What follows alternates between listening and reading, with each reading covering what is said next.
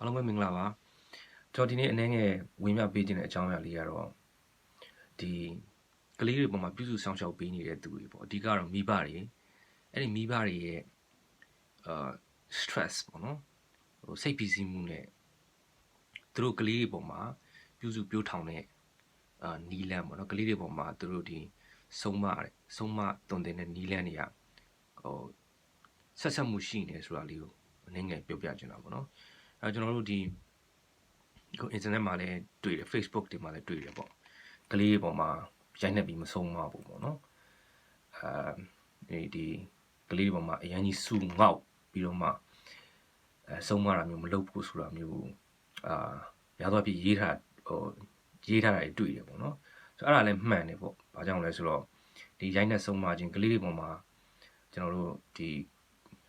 ဘောနော်သူတို့ရဲ့စိတ်ထိခိုက်အောင်စိတ်အနာတရားဖြစ်အောင်ပြောဆိုဆုံးပါတယ်ငေါငန်းတဲ့အရာတွေကကောင်းကျိုးတဲ့ဆိုးကျိုးပို့ပြီးတော့မှဖြစ်စေတယ်ဆိုတော့ဒီဟောပေါ့သူတေသနာတွေရဲ့တွေ့ရှိချက်တွေအရာလဲကျွန်တော်တို့မှန်တယ်ဆိုတော့တွေ့ရတယ်ပေါ့နော်ဒါပေမဲ့တစ်ဖက်မှာကျွန်တော်တို့မေ့ထားလို့မရတာဘာလဲဆိုတော့ဒီမိဘတွေရဲ့ stress ပေါ့ဒီစိတ်ဖိစီးမှုတွေအဲ့တော့ပြောချင်တာမိဘရဲ့ stress နဲ့သူတို့ကလေးပေါ်မှာပြုစုဆောင်ရှောက်တဲ့နီလန်းသွားပြီးတော့မှဆက်ဆက်မှုရှိနေတယ်သဘောဥမာဆိုလို့ရှိရင်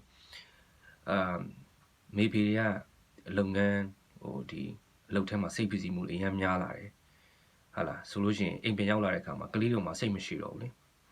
ဒါကတော့ကျွန်တော်တို့ဒီတူကိုဖြစ်ဘူးကြမှာကျွန်တော်လည်းဖြစ်ဘူးလေကျွန်တော်လည်းကလေးဖေပဲဆိုတဲ့အခါကျတော့အဲ့လိုမျိုးရှိတယ်နောက်တစ်ခုကအထူးသဖြင့်ကျွန်တော်တို့မြန်မာနိုင်ငံမှာဆိုလို့ရှိရင်ဖြစ်ပြနေတဲ့အရာတွေပြန်တွေးကြည့်လိုက်မယ်ဆိုလို့ရှိရင်အားရစရာမရှိဘူးပေါ့နော်ဆိုတော့မီးပြတ်တယ်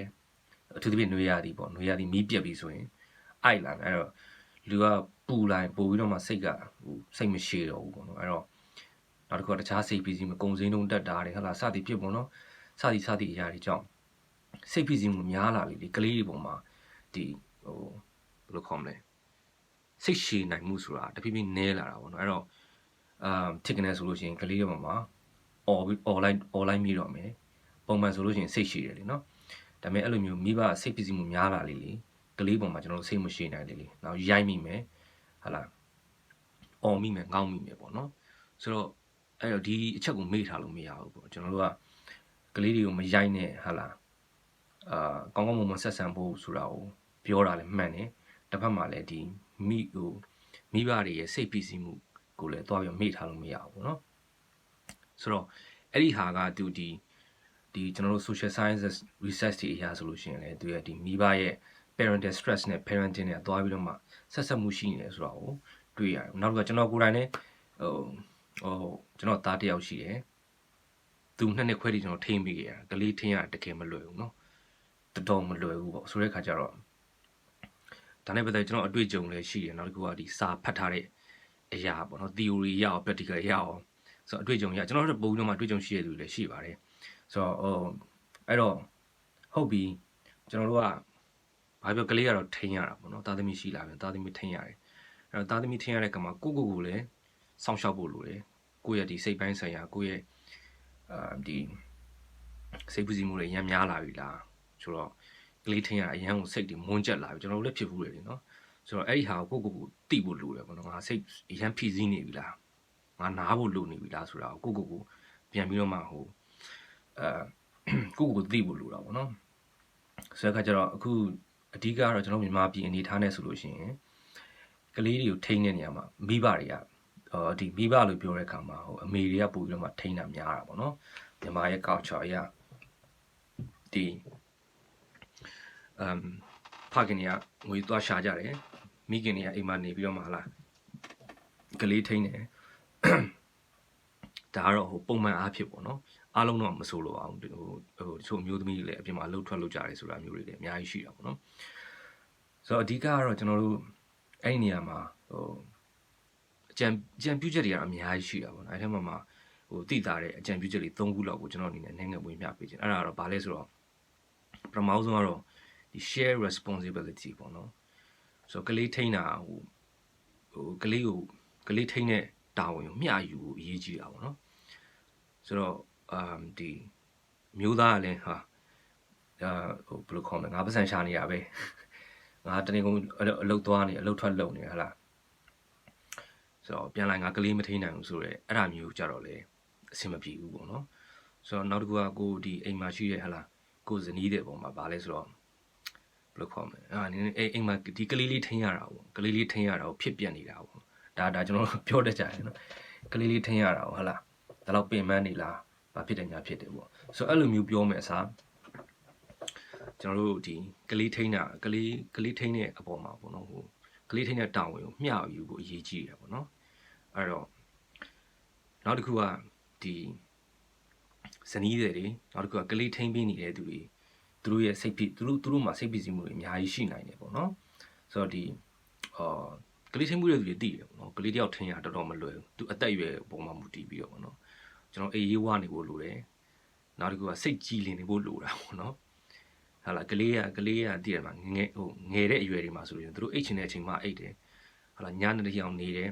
ဆိုတဲ့အခါကျတော့ဒီအဓိကပြောချင်တာကတော့ကလေးထိန်းတဲ့သူတွေကကလေးထိန်းပေးနေတဲ့သူတွေမှာသူတို့အရန်ပင်ပန်းနေပေါ့နော်ဆိုတော့အဲ့ဒါကိုလည်းအတိမပြုတ်ပေးဖို့လိုတယ်နောက်တစ်ခုကတော့ဟို break ယူဖို့ပေါ့နော် okay အရန်ပင်ပန်းလာပြီဆိုလို့ရှိရင်ဒီကိုရိုင်းကဒီကိုလည်းစောင့်ရှောက်ဖို့လိုတာเนาะကိုစောင့်ရှောက်မှာကိုကသူများကိုစောင့်ရှောက်ပေးနိုင်ပါလေဆိုတော့ခါကျတော့ကိုရိုင်း break ယူဖို့လိုတယ်သဘောတခုမှာကလေးကမူဂျူသွားနေတဲ့အရွယ်ဆိုလို့ရှိရင်ကလေးမူဂျူကြောင်းသွားနေတဲ့အချိန်မှာတခြားဒီအိမ်မှုကိစ္စတွေကိုလုပ်တာလည်းတစ်ပိုင်းပေါ့နော်ဟိုကိုအရင်ပင်ပန်းလာပြီဆိုရင်အိမ်မှုကိစ္စတချို့ပိုင်းနေမှာမလုပ်ဖ ೇನೆ ဒီခဏနားပြီးတော့မှကိုလုံလောက်တဲ့အနားယူဖို့လိုတာပေါ့နော်။ဘာကြောင့်လဲဆိုတော့ကျွန်တော်တို့သဘောတကူကကျွန်တော်ဆိုရင်ပါပေါ့အသက်28 29လောက်မှကလေးရတယ်နော်။ကိုသားသမီးကကိုယ့်ထက်ဟိုအများကြီးငယ်တာဟုတ်နော်။ဆိုတော့သူတို့မှာ energy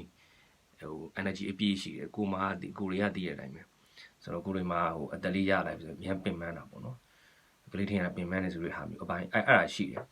။ဆိုတဲ့ခါကျတော့ကိုလုံလောက်တဲ့အနားယူဖို့လိုတယ်ပေါ့ဆိုတော့ကြတော့နောက်တစ်ခုကဒီကိုရဲ့အိမ်အောင်ဘက်ကနေပြီးတော့မှဒီကလေးပုံမှာကလေးဝိုင်းထိန်ပြီးတာပေါ့နော်ဆိုတော့အဲ့လိုမျိုးအဓိကတော့3ချက်ပေါ့နော်ဆိုတော့ပထမတစ်ခုကတော့ share responsibility ပေါ့ကလေးထိန်တာကအမျိုးသမီးရဲ့အလုပ်ပဲမဟုတ်ဘူးပေါ့နော်အမျိုးသမီးမဟုတ်ဘူးအမျိုးသမီးဒါမှမဟုတ်လို့ရှိရင်တူတယောက်ရဲ့အလုပ်မဟုတ်ဘူးအကုန်လုံးဝိုင်းပြီးမျှထိန်ဖို့လိုတယ်နောက်တစ်ခုကတော့ကလေးထိန်းတဲ့သူကသူ့မှာစိတ်ပစ္စည်းမှုတွေရှိနေတယ်နော်တခြားသူရဲ့ personal စိတ်ပစ္စည်းမှုတွေရှိနိုင်တယ်လို့နောက်ကလေးထိန်းရတဲ့အတွက်သူ့မှာဖြည့်ဆည်းနေတဲ့အရာတွေရှိနေနောက်တစ်ချက်ကတော့လုံလောက်တဲ့အနားယူဖို့လိုတယ်ဆိုတာလေးကိုကျွန်တော်နေအကြံပေးချင်တာပေါ့နော်ဆိုတော့ဘာပြောဒီကလေးတွေပုံမှာ